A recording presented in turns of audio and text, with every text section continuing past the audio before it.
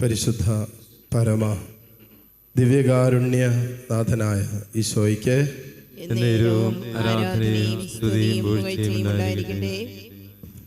ഇതാ ദിവ്യകാരുണ്യത്തിൽ ഈശോ എഴുന്നള്ളിയിരിക്കുന്ന സമയം. നമുക്ക് വേണ്ടതെല്ലാം നമ്മുടെ കർത്താവിൻ്റെ കരങ്ങളിലുണ്ട്. അതുകൊണ്ടാണല്ലോ വചനത്തിൽ നാം വായിക്കുന്നില്ലേ, ദൈവം തൻ്റെ മഹത്വത്തിൻ്റെ സമ്പന്നതയിൽ നിന്നും നമുക്ക് ആവശ്യമുള്ളതെല്ലാം യേശു ക്രിസ്തുവിലൂടെ നമുക്ക് തരും. നമുക്ക് വേണ്ടതെല്ലാം അവൻ്റെ കരങ്ങളിലുണ്ട് എന്ന് വിശ്വസിക്കുക. ഈ ദിവ്യകാരുണ്യത്തിൻ്റെ മുമ്പിലായിരിക്കുമ്പോൾ എന്നെ എൻ്റെ ജീവിതത്തിൻ്റെ എല്ലാ മേഖലകളിലും അനുഗ്രഹിക്കുവാൻ കഴിവുള്ളവനാണ് എൻ്റെ ഈശോ. ഈ വിശ്വാസത്തോടെ കർത്താവിൻ്റെ കരുണയ്ക്ക് വേണ്ടി പ്രാർത്ഥിക്കുമ്പോഴാണ് അത്ഭുതകരമായ ദൈവത്തിൻ്റെ പ്രവൃത്തി നമ്മളിൽ വെളിപ്പെടുക. എൻ്റെ കർത്താവ് എൻ്റെ ജീവിതത്തിൽ എല്ലാ വിഷയങ്ങളിലും കരുണ കാണിക്കാൻ തക്ക വിധത്തിൽ ശക്തനാണ് എന്ന് പൂർണ്ണമായിട്ടും വിശ്വസിക്കുക. ആ വിശ്വാസത്തോടെ നമുക്ക് ഈ നിമിഷം പ്രാർത്ഥിക്കാം. ജോലിയില്ലാതെ വേദനിക്കുന്ന മക്കളുണ്ടാകാം. നിങ്ങളുടെ അവസ്ഥകളെ കർത്താവിൻ്റെ കരുണയ്ക്ക് വേണ്ടി സമർപ്പിക്കട്ടെ. കുഞ്ഞുങ്ങളില്ലാത്ത ദമ്പതിമാർ പ്രാർത്ഥിക്കുന്നുണ്ടാകാം. നിങ്ങളുടെ ശാരീരികമായ അസ്വസ്ഥതകൾ, ഒരു കുഞ്ഞില്ലാത്തതിൻ്റെ മാനസിക ബുദ്ധിമുട്ടുകൾ, വേദനകൾ, നാട്ടുകാരുടെ മുമ്പിൽ ഇറങ്ങാൻ പറ്റാത്തത്, മറ്റുള്ളവരെന്ത് ചോദിക്കും എന്നുള്ള ആലോചനകളൊക്കെ പക്ഷെ വല്ലാതെ മാനസികമായി അസ്വസ്ഥപ്പെടുത്തുന്നുണ്ടാകാം. എല്ലാം ദൈവത്തിൻ്റെ കാരുണ്യത്തിൽ സമർപ്പിക്കട്ടെ. സ്വന്തമായൊരു ഭവനമില്ല, ഒരു 2 സെൻറ്റ് 3 സെൻറ്റ് സ്ഥലം പോലും ഇല്ലാത്ത അവസ്ഥകൾ, വാടക വീട്ടിലാണ് കിടക്കുന്നത് ഉള്ള അവസ്ഥകളൊക്കെയാണോ ഈശോയ്ക്ക് കൊടുത്ത് പ്രാർത്ഥിക്കുക. സാമ്പത്തിക വരുമാന മാർഗങ്ങൾ വല്ലാതെ തകർന്നൊരവസ്ഥ, ബിസിനസ് പരാജയപ്പെട്ടു, സാമ്പത്തികമായിട്ടൊന്നുമില്ലാത്ത അവസ്ഥ, കടം മേടിച്ചിട്ട് തിരിച്ചു കൊടുക്കാൻ പറ്റണില്ല, ലോൺ എടുത്തിട്ട് തിരിച്ചടയ്ക്കാൻ പറ്റണില്ല, അങ്ങനെ വല്ലാത്ത സാമ്പത്തിക പ്രതിസന്ധിയും അതിൻ്റെ ഞെരുക്കവും കടന്നു പോകുന്ന അവസ്ഥയാണോ? ഈ അവസ്ഥയിലും കർത്താവിന് ഇടപെടാൻ പറ്റുമെന്ന് ഒന്ന് ഹൃദയത്തിൽ വിശ്വസിച്ച്, പൂർണ്ണമായിട്ട് വിശ്വസിച്ച് എന്നിട്ട് പ്രാർത്ഥിക്കുക. മനുഷ്യരിലല്ല നമ്മൾ ആശ്രയം വയ്ക്കേണ്ടത്, ദൈവത്തിലാണ് നമ്മുടെ ആശ്രയം വയ്ക്കേണ്ടത്. വചനം അങ്ങനെയാണല്ലോ പറയുന്നത്. 146-ാമത്തെ സങ്കീർത്തനം 3-ാമത്തെ വചനത്തിൽ പറയുന്നതിനാ, രാജാക്കന്മാരിൽ സഹായിക്കാൻ കഴിവില്ലാത്ത മനുഷ്യപുത്രരിൽ ആശ്രയം വയ്ക്കരുത്. രാജാക്കന്മാരിൽ പോലും ആശ്രയം വയ്ക്കരുതെന്നാണ് പറയുന്നത്. മറിച്ച് സങ്കീർത്തനം 118-8 നാം വായിക്കുന്നില്ലേ, മനുഷ്യരിൽ ആശ്രയിക്കുന്നതിനേക്കാളും ദൈവത്തിൽ ആശ്രയിക്കുന്നതാണ് നല്ലത്, കർത്താവിൽ അഭയം തേടുന്നതാണ് നല്ലത്. ഈശോയെ, കണ്ണു തുറന്ന് കർത്താവിനെ കണ്ട് നിങ്ങളായിരിക്കുന്നിടങ്ങളിൽ നിങ്ങളുടെ ജീവിതത്തിൻ്റെ അനുഭവങ്ങൾ എന്തൊക്കെയാണെന്ന് നിങ്ങൾക്കറിയാം.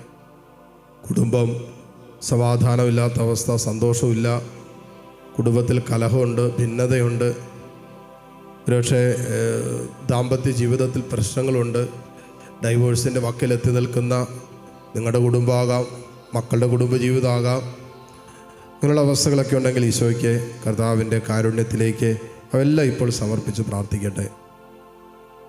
സങ്കീർത്തനം 145:18 വചനം പറയുന്നു, തന്നെ വിളിച്ചപേക്ഷിക്കുന്നവർക്ക്, ഹൃദയപരമാർത്ഥതയോടെ വിളിച്ചപേക്ഷിക്കുന്നവർക്ക് കർത്താവ് സമീപസ്ഥനാണ്.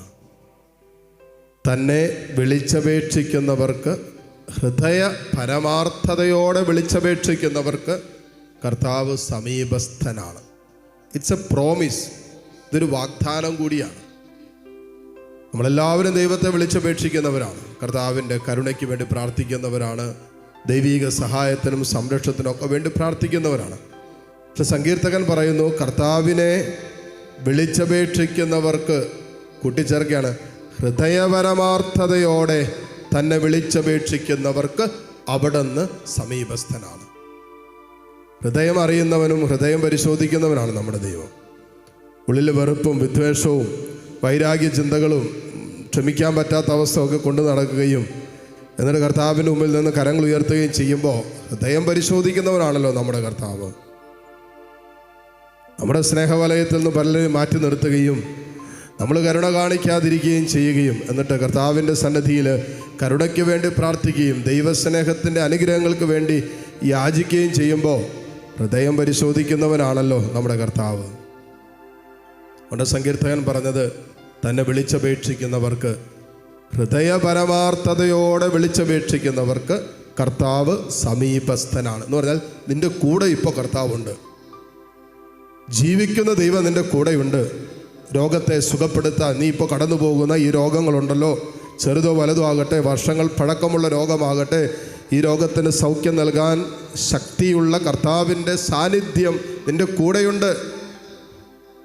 ബത്സേദ കുളക്കടവിൽ 38 വർഷം തളർവാദം ബാധിച്ച് കടന്നവൻ്റെ അരികെ പലരും വന്നു നിന്നു. പലരും അഭിപ്രായം പറഞ്ഞു, പലരും സഹായിക്കാൻ നോക്കി, എന്നിട്ടൊന്നും നടന്നില്ല. വചനം പറയാണ്, കർത്താവ് അവനെ കണ്ടു. ഈശോ അവനെ കണ്ടു. അവൻ്റെ സാന്നിധ്യത്തിൽ ഈശോ നിന്നു. അവൻ്റെ തളർവാദം മാറ്റാൻ ശക്തി ഉള്ള കർത്താവിൻ്റെ സാന്നിധ്യം അവൻ്റെ അടുത്ത് വന്നപ്പോൾ അവൻ സൗഖ്യമുള്ളവനായി. ഉണ്ട് രോഗാവസ്ഥകൾ നിങ്ങൾ അലട്ടുന്നുണ്ടെങ്കിൽ ഇതാ കർത്താവിൻ്റെ സുഖപ്പെടുത്തുന്ന സാന്നിധ്യം നിൻ്റെ സമീപത്തുണ്ട് എന്നാണ് വചനം പറയുന്നത്. നിന്നെ വിശുദ്ധീകരിക്കാൻ, നിന്നെ വീണ്ടെടുക്കാൻ, നിനക്ക് വിടുതൽ നൽകാൻ, നിന്നെ സ്വർഗത്തിൻ്റെ അവകാശിയാക്കി മാറ്റാൻ കഴിവുള്ള യേശുവിൻ്റെ സാന്നിധ്യം നിൻ്റെ കൂടെയുള്ള സമയമാണ്. വിശ്വാസത്തോടെ പ്രാർത്ഥിക്കാം. മക്കൾക്ക് വേണ്ടി പ്രാർത്ഥിക്കുന്ന, കുടുംബത്തിന് വേണ്ടി പ്രാർത്ഥിക്കുന്നവരൊക്കെ ഉണ്ടാകാം. ലോകം മുഴുവൻ്റെയും മേൽ കർത്താവിൻ്റെ കരുണയ്ക്ക് വേണ്ടി പ്രാർത്ഥിക്കാൻ ഒരുമിച്ച് കൂടിയവരാണ് നമ്മൾ. നമ്മുടെ അവസ്ഥകളെ ഈശോയുടെ സന്നിധിയിലേക്ക് ഉയർത്താം. കടന്നു പോകുന്ന ജീവിതത്തിൻ്റെ ദുഃഖ ദുരിതങ്ങളൊക്കെ സമർപ്പിക്കാം. മാനസികമായി നമ്മളെ വല്ലാതെ തളർത്തുകൊണ്ടിരിക്കുന്ന, അസ്വസ്ഥപ്പെടുത്തിക്കൊണ്ടിരിക്കുന്ന ജീവിത വിഷയങ്ങളൊക്കെ ഈശോയുടെ കരങ്ങളിലേക്ക് ചേർത്ത് വയ്ക്കാം. ദൈവമേ, ഞങ്ങളെ സഹായിക്കാൻ ആരുമില്ല, ഞങ്ങളുടെ കൂടെ ആരുമില്ല. ഈശോ, നീ ഞങ്ങൾക്ക് സഹായഹസ്തം നീട്ടണമേ. നിൻ്റെ സ്നേഹത്തിൻ്റെ കരം നീട്ടണമേ. നിൻ്റെ വിശുദ്ധീകരിക്കുന്ന കരം, ഞങ്ങൾക്ക് സൗഖ്യം തരുന്ന കരം ഞങ്ങളുടെ മേൽ നീട്ടണമേ എന്ന് പ്രാർത്ഥിക്കാം. കരങ്ങൾ ഈശോയിലേക്ക് നീട്ടിപ്പിടിച്ച് കർത്താവിൻ്റെ കരം നമ്മളിലേക്ക് ഈശോ നീട്ടിപ്പിടിച്ചിരിക്കുന്ന സമയമാണ്. തൻ്റെ കാരുണ്യത്തിൻ്റെ കരം മോനെ നിന്നിലേക്ക് ഈശോ നീട്ടിപ്പിടിച്ചിരിക്കുന്ന സമയമാണ്. ഹൃദയപരമാർത്ഥതയോടെ ഹൃദയം കൊണ്ട് ഈശോയെ എന്ന് വിളിച്ചാൽ അവൻ നിന്നെ മരണത്തിൻ്റെ താഴ്വരയിൽ നിന്നും കൈക്ക് പിടിച്ചെഴുന്നേൽപ്പിക്കും. നിന്നെ പ്രശാന്തമായ ജലാശയത്തിലേക്ക് അവൻ കൈപിടിച്ച് നടത്തും. വിശ്വാസത്തോടെ ഏതാനും നിമിഷം കർത്താവിനെ സ്തുതിച്ച് പ്രാർത്ഥിക്കാം. ഹല്ലേലൂയ, ഹല്ലേലൂയ, ഹല്ലേലൂയ. ഈശോയെ നിന്നെ ഞങ്ങൾ ആരാധിക്കുന്നു. ഈശോയെ നിന്നെ ഞങ്ങൾ സ്തുതിക്കുന്നു. ഈശോയെ നിന്നെ ഞങ്ങൾ മഹത്വപ്പെടുത്തുന്നു. കർത്താവേ, നിൻ്റെ കാരുണ്യത്തിന് നന്ദി പറയുന്നു. ഈശോയെ, ഇതാ ലോകമെമ്പാടും ഇരുന്ന് അനേകം മക്കൾ നിൻ്റെ കാരുണ്യത്തിന് വേണ്ടി പ്രാർത്ഥിച്ചു കൊണ്ടിരിക്കുന്നു. ഈശോയെ, ഈ മക്കളുടെ മേൽ, ഈ കുടുംബങ്ങളുടെ മേൽ നിൻ്റെ കരുണ വർഷിക്കണമേ. ഈശോയെ, ഈ മക്കളുടെ മേൽ, ഈ കുടുംബങ്ങളുടെ മേൽ നിൻ്റെ കരുണ വർഷിക്കണമേ. ഈശോയെ, ഈ മക്കളുടെ മേൽ, ഈ കുടുംബങ്ങളുടെ മേൽ നിൻ്റെ കാരുണ്യത്തിൻ്റെ കരം നീട്ടണമേ. ഹല്ലേലൂയ, ഹല്ലേലൂയ, ഹല്ലേലൂയ, ഹല്ലേലൂയ, ഹല്ലേലൂയ. യേശുവേ, ആരാധന, ആരാധന, ആരാധന, ആരാധന, ആരാധന, ആരാധന, ആരാധന. ഹല്ലേലൂയ, ഹല്ലേലൂയ. യേശുവേ, ആരാധന. നമ്മൾ ഈ നിമിഷം വരെ സമർപ്പിച്ച എല്ലാ നിയോഗങ്ങളുടെ മേലും ഈശോ കരുണ കാണിച്ചു എന്ന് വിശ്വസിക്കാം. നമ്മുടെ കുടുംബത്തിലൊക്കെ ആർക്കെങ്കിലും പ്രാർത്ഥന ആവശ്യമുള്ളവരുണ്ടെങ്കിൽ അവരെ കൂടി ആത്മനായി ഈ നിമിഷം ചേർത്ത് നിർത്തുക. നമ്മളോട് പ്രാർത്ഥന ചോദിച്ചിട്ടുള്ള എല്ലാവർക്കും വേണ്ടി ഈ നിമിഷം കർത്താവിൻ്റെ കരുണ യാചിക്കാം. ദിവ്യകാരണ ഈശോ നമ്മെ ആശീർവദിക്കുന്ന ഈ നിമിഷങ്ങളിൽ നമുക്ക് വേണ്ടത് ഈശോയിൽ നിന്നും ഹൃദയത്തിൽ ചോദിച്ച് തമ്പുരാൻ നമുക്ക് പൂർണ്ണമായിട്ട് നൽകും എന്ന വിശ്വാസത്തോടെ താഴ്ന്ന സ്വരത്തിൽ സ്തുതിച്ച് പ്രാർത്ഥിച്ച് ഈശ്വരാശീർവാദം നമുക്കിപ്പോൾ സ്വീകരിക്കാം. ഹല്ലേലൂയ, ഹല്ലേലൂയ, ഹല്ലേലൂയ.